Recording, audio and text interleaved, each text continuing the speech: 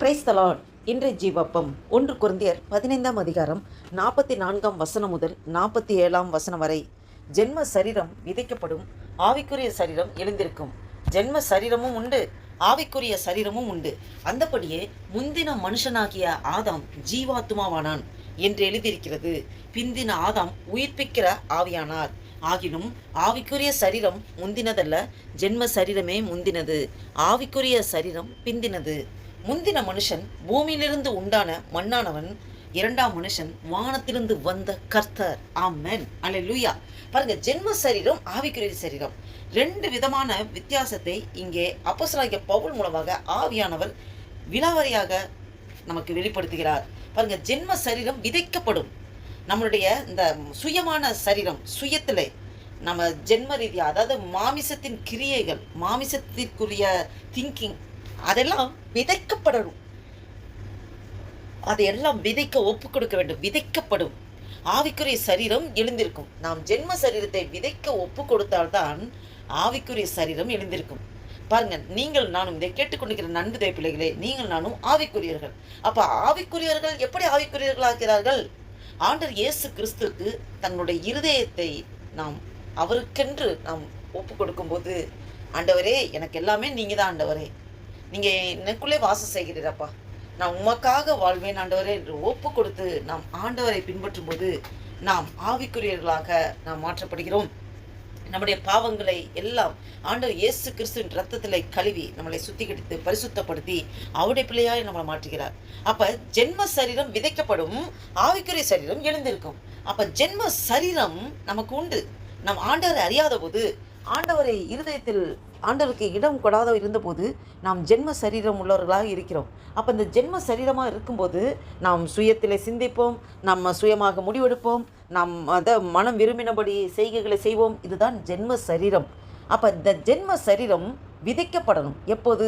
ஆண்டவரை இருதயத்தில் ஏற்றுக்கொண்டு ஆண்டவருக்கு பிரியமானபடி நாம் நடக்க ஒப்பு கொடுக்கும்போது ஜென்ம சரீரத்தை நாம் விதைக்க ஒப்பு கொடுக்க வேண்டும். நான் ஒன்றும் இல்லாண்டவரே சாகிறேன், அதாவது கோதுமை மணி நிலத்திலே விழுந்து சாகணும், செத்தாதான் அது பலன் தரும். அதுபோல் நம்மளோட சுயம் சாக வேண்டும். நம்ம சுயத்தின் திங்கிங், மாமிசத்தின் கிரியைகள் அழிய வேண்டும், அது விதைக்கப்பட வேண்டும். அப்போதுதான் ஆவிக்குரிய சரீரம் எழுந்திருக்கும். அப்போ ஜென்ம சரீரமும் உண்டு, ஆவிக்குரிய சரீரம் உண்டு. நமக்குள்ளே இரண்டு விதமான சரீரங்கள் போராடி கொண்டிருக்கிறது.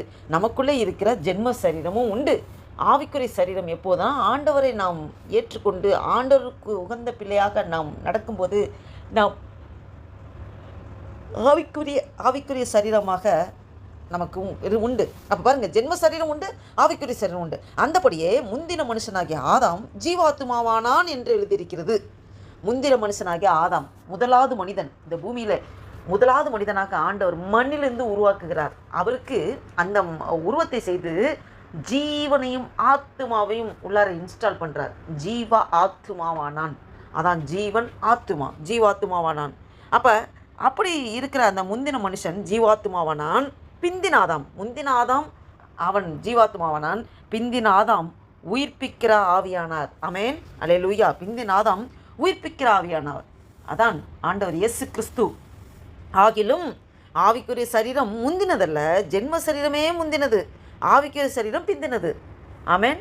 அப்போ ஆவிக்குரிய சரீரம் முதலாவது வரவில்லை, ஃபஸ்ட்டு ஜென்ம சரீரம் தான். அந்த மண்ணிலிருந்து ஆண்டவர் முதலில் உருவாக்குறது முதலாம் ஆதாம். அந்த முதலாம் ஆதாமை உருவாக்கி அவன் மீறுதலுக்கு உட்பட்ட போது, பாவம் இந்த உலகம் முழுவதும் பெருகி இருக்கும்போது, அந்த பாவத்திலிருந்து மனிதனை விடுதலை பண்ணுவதற்காக ஆண்டவர் பரலோகத்திற்கு தேவன், வார்த்தையாக தேவன் மாம்சமாகி இந்த பூமியிலே பிந்தின ஆதாமாக அவர் ஆவியானவர், அவர் ஆவிக்குரிய சரீரமாக. பாருங்கள், பிந்தின ஆதாம், முந்தின ஆதாம் ஜீவாத்மாவானான், பிந்தின ஆதாம் உயிர்ப்பிக்கிற ஆவியானார். பரிசுத்த ஆவினாலே அவர் பிறந்தார். ஆகிலும் ஆவிக்குரிய சரீரம் முந்தினதல்ல, ஜென்ம சரீரமே முந்தினது, ஆவிக்குரிய சரீரம் பிந்தினது. ஆமென். அப்போ பாருங்க, முந்தின மனுஷன் பூமியிலிருந்து உண்டான மண்ணானவன். அப்போ முந்தின மனுஷனாகிய ஆதாம் மண்ணிலிருந்து உண்டானவன். அவன் மண்ணால் தான் உருவம் செஞ்சு அதுக்கு ஜீவ ஆத்துமாவை ஆண்டவர் கொடுக்குறார். அப்போ இரண்டாம் மனுஷன் வானத்திலிருந்து வந்த கர்த்தர். இரண்டாம் மனுஷனாகிய ஆதாம் யாரு? அவர் தான் வானத்திலிருந்து வந்த கர்த்தர். தேவனே இந்த பூமியில் அவர் மனு உருவெடுத்து பிறந்திருக்கிறார். அல்லேலூயா. வானத்திலிருந்து வந்த கர்த்தர் அவர் அந்த அவருடைய மகிமையை முழுமையாக காண்பித்தால் ஒரு மனுஷனும் ஜீவனோடு இருக்கவே முடியாது. அதனால தான் அவர் தன்னை அப்படியே அவருடைய மகிமையெல்லாம் பர்வதத்தில் விட்டுவிட்டு அவர் இந்த பூமியிலே வானத்திலிருந்து வந்த கர்த்தர் அவர் வார்த்தையாகி தேவன் மாம்சமாகி மனிதர்களுக்குள்ளே வாழ வேண்டும், அவர்களோடு உறவாட வேண்டும், ஐக்கியப்பட வேண்டும், மனுக்குள்ளே எல்லாருக்காக தான் ஜீவ பலியாக வேண்டும் என்பதற்காக அவர் அதற்காக இந்த பூமியிலே வந்த தேவன் கர்த்தர். இதை கேட்டுக்கொண்டிருக்கிற நண்பு தேவ பிள்ளைகளே, நமக்குள்ளே 2 விதமான போராட்டங்கள் இருந்து கொண்டிருக்கிறது. ஜென்ம சரீரமும் உண்டு, ஆவிக்குரிய சரீரமும் உண்டு.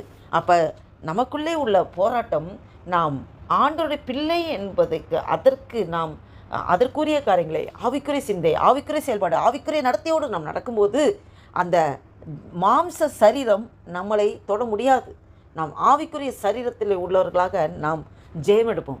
அப்போ நாம் ஆண்டவர் உகந்த காரியங்களை செய்யாமல் ஆண்டவரை ஏற்றுக்கொண்டாலும் அவருடைய வழியில் நடக்காமல் மனம் போன போக்கிலே மாம்ச பிரகாரமான திங்கிங்கில் செய்து கொண்டிருந்தால் அந்த மாம்ச சரீரம், அதாவது ஜென்ம சரீரம் மேலோங்கி இருக்கும். ஜென்ம சரீரம் அதான் நமக்குள்ளே ஆன்மீக அந்த ஜென்ம சரீரம் உண்டு, ஆவிக்குரிய சரீரம் உண்டு. அந்த 2 விதமான போராட்டம் நமக்குள்ளே நடக்கிறது. இதை கேட்டுக்கொண்டிருக்கிற நண்பர்களே, முழுதுமாக நாம் ஒப்பு கொடுப்போமா, அர்ப்பணிப்போமா? நமக்குள்ளே இருக்கிற கிறிஸ்துவை நாம் வெளிப்படுத்த வேண்டும். நாம் ஆவிக்குரியர்கள், ஆவிக்கேற்றபடி சிந்திக்கணும், ஆவிக்கேற்றபடி நடக்கணும், ஆவிக்குரிய காரியங்களில் நாம் செயல்பட வேண்டும். நாம் மாமிசத்திற்கு இடம் கொடுக்காதபடி மாமிசத்தின் கிரியைகளை அழிக்க ஒப்பு கொடுக்க வேண்டும். ஜென்ம சரீரம் விதைக்கப்பட்டால்தான் ஆவிக்குரிய சரீரம் உயிர்ப்பிக்கப்படும். நாம் அதற்கு முழுவதுமாக நம்மளுடைய ஜென்ம சரீரமாகிய சுபாவங்கள், நம்மளுடைய ஜென்மமாக, அதாவது சுயநலமாக திங்க் பண்ணுற காரியங்கள், நாம் மாம்ச பிரகாரம் உள்ள திங்கிங், அதை எல்லாத்தையும் நாம் விதைக்க ஒப்பு கொடுக்க வேண்டும். நாம் ஒப்பு கொடுப்போமா? ஆவிக்குரியவர்களாகிய நாம் எப்போதும் ஆவிக்குரிய சிந்தையோடு, ஆவிக்குரிய நடத்தையோடு நாம் நடக்க முழுவதுமாக நம்மளை அர்ப்பணிப்போம். ஆவியானோர் நமக்குள்ளே இருந்து நடத்துகிறவராக இருக்கிறார். நாம் இந்த சிந்தையோடு ஒரு புதிய நாளைக்குள் ஆண்டு நம்ம நடத்தி கொண்டிருக்க தேவனுக்கு நன்றி செலுத்தி ஆண்டு நோக்கி பார்த்து ஜெபம் செய்வோம். அன்பும் இரக்கம் நிறைந்த பரம தகப்பனே, நன்றியோடு துதிக்கிறோம் ஐயா. துதிகள் மத்தியில் வாசம் செய்கிற தேவனே, நன்றியோடு துதிக்கிறோம் ஆண்டவரே. மகிமையின் தேவனே துதிக்கிறோம், கிருபையின் தேவனே துதிக்கிறோம். நன்றி தகப்பனே, ஒரு புதிய நாளைக்கான கிருபை செய்தரே ஸ்தோத்திரம் ஆண்டவரே. இந்த 2026 வருஷத்தில் ஆண்டவரே 4வது மாதமாகிய ஏப்ரல் மாதத்தில் 13ஆம் தேதியை காண கிருபை செய்த தேவனை உமக்கு கொடான கொடி ஸ்தோத்திரம் ஆண்டவரே. நன்றி தகப்பனே. ஆண்டவரே அப்பா, எங்களை கொண்டு நீர் என்ன செய்ய சித்தம் திருமணம் வைத்திருக்கிறோம் சித்தத்தை பண்ணி நடத்துங்க அப்பா. ஒரு புதிய நாளில் ஆண்டவரே அப்பா, நாங்கள் ஆண்டவரே உம்முடைய நாமத்தை மகிமைப்படுத்த ஆவிக்குரியர்களாக நாங்கள் ஆவிக்கேற்றபடி சிந்திக்க, ஆவிக்கேற்றபடி நடக்க, ஆவிக்கேற்றபடி நாங்கள் செயல்பட ஆண்டவரே எங்களை முழுவதுமாக ஒப்பு கொடுக்கிறோம். எங்களுக்குள்ளே எந்த மாமிசத்தின் கிரியைகளோ மாமிசத்தின் செயல்பாடுகளோ ஆண்டவரே நடக்காதபடி அப்பா, மாமிசத்தை ஜென்ம சரீரத்தை விதைக்க ஒப்பு கொடுக்குறோம் ஆண்டவரே. ஆவிக்குரிய சரீரம் ஆண்டவரை உயிர்ப்பிக்க எங்களே விட்டு கொடுக்குறோம் ஆண்டவரே. நீங்கள் எங்களை ஒவ்வொரு மறைத்து இடப்படுங்கப்பா. அந்த வீடியோவை கேட்டுக்கொண்டு பார்த்துக்கொண்டு ஒவ்வொருவரும் ஆண்டவரே அப்பா, நாங்கள் சுயத்தில் எதுவும் செய்யாதபடி ஆண்டவரே அப்பா ஸ்தோத்திரத்தை மாமிசத்தை கிரியைகள் எங்களுக்குள்ளே செயல்படாதபடி எங்களை முற்றிலுமாய் தாழ்த்தி ஒப்பு கொடுக்குறோம், அர்ப்பணிக்கிறோம். நாமும் ஒன்றே மகிமைப்படட்டும். ஆசீர்வதிங்க, பலப்படுத்துங்க. இயேசு கிறிஸ்துவின் நாமத்தினால ஜெபிக்கிறோம் ஜீவனுள்ள நல்ல பிதாவே. ஆமேன், ஆமேன்.